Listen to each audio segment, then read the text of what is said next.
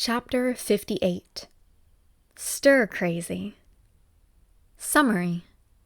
Did you know that being stuck in a small space for an indeterminate amount of time is not the best for you? Izuku wanted to scream. Why did he want to scream? He wasn't quite sure, but it was getting increasingly difficult not to randomly yell out throughout the day. Maybe it was because he was bored out of his mind. They'd been traveling for over an Earth week and there was nothing to do. They'd basically gone over everyone's entire life stories back on the trafficker ship. His had been heavily censored to exclude his quirklessness and one for all, but the basic structure was the same. And had been together ever since. There wasn't really anything they didn't know about the others. They'd been able to video call Ayalin and Mr. Xiantak, but they weren't free 24/7. They had their own lives and responsibilities. There wasn't anything to do regarding the ship either. They'd finished repurposing everything they could, even making some seat cushions and pillows out of the mattresses a couple of days ago. Technically, he could fly the ship. Before they left the planet, Izuku had learned all that he could about flying, so all that was left to do was practice. The thing was, there wasn't much to practice in the open void of space. Denki and him had tried to push each other with weird flying challenges, but there are only so many things they can think of in their relative inexperience before it got too mind-numbing. He wanted to start learning to read and write in Basic, but it was a whole other different system than both English and Japanese. It wasn't the type of thing they could learn on the go, or even have the siblings teach them. They'd need either a real teacher or actual self-study materials, neither of which they had available to them. And honestly, with the weird mood Izuku was in, he's not sure he could have gotten himself to sit down and learn grammar rules.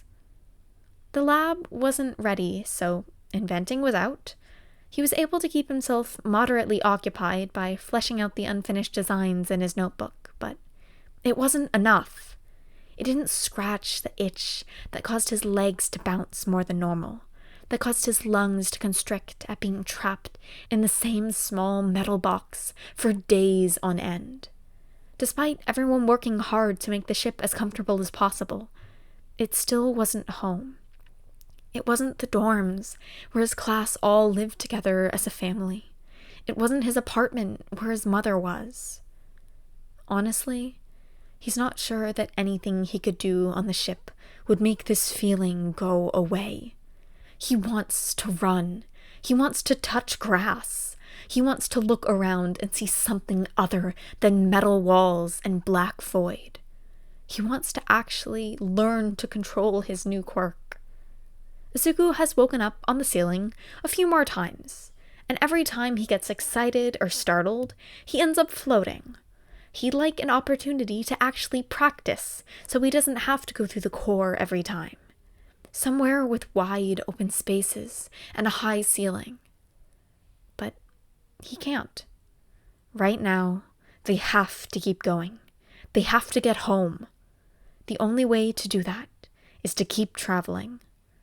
But he doesn't know how much longer he can take this, and he gets the feeling that the others are in similar states. He never thought traveling nonstop would be this hard. It was weird. When they were stuck on the trafficker ship, he didn't feel like this. The pressure building in his bones. There had been a constant sense of impending doom and anxiety, with a sluggish boredom keeping him weighed to the floor. One that made the days begin to blur after a while. He supposes that the helpless mindset he'd had on the trafficker ship shielded him from this restless burrowing under his skin. Now, it's certainly preferable to the trafficker ship, but the lack of life or death stakes makes the effect this had on everyone more apparent. Kachan had an increasingly short fuse ever since they passed day 4. Mina and Denki seemed to fold on day 3, shouting memes at random intervals into the silence of the ship, or singing songs. Izuku really wishes they had thought to download some sort of music onto the ship.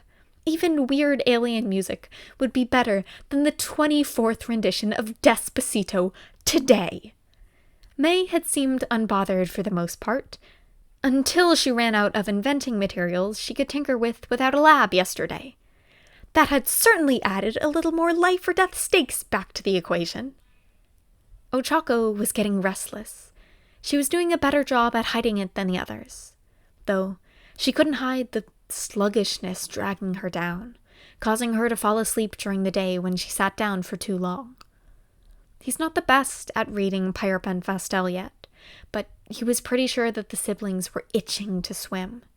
They'd been able to swim whenever they wanted in the river by their camp, and while he knew it wasn't the same as the ocean they heralded from, it was better than they had before. And now, they didn't even have that. Izuku knew that if either of them asked to stop so they could swim, the teens wouldn't hesitate, but the two had stayed quiet. Everyone had stayed quiet, despite their obvious unrest, and Izuku wasn't sure what to do about it. He wanted to do something, but he was already too overwhelmed. He already had to deal with the fact he needed to tell the others about his father. He doesn't think he can handle bringing up the fact that maybe nonstop booking at home wasn't the healthiest idea to a group of stubborn teenagers. He thinks Mina is getting close to cracking and confronting the group herself anyway, so he'll let her take the lead there. He's not sure what resolution they'll come to, but what they're doing now isn't working.